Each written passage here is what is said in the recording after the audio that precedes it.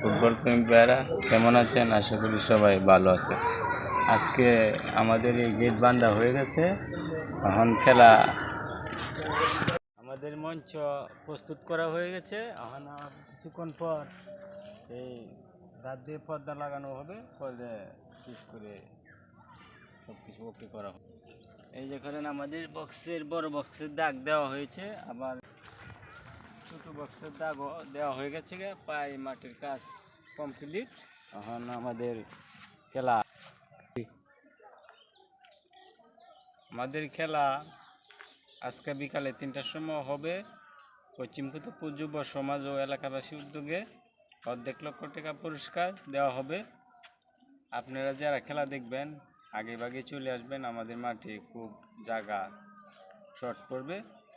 আর খেলার মাঝে যে দুটি দল অংশগ্রহণ করবেন, শক্তিশালী পাহাড়ে পাহাড়ে টক্কর, বাঘে বৈশের লড়াই।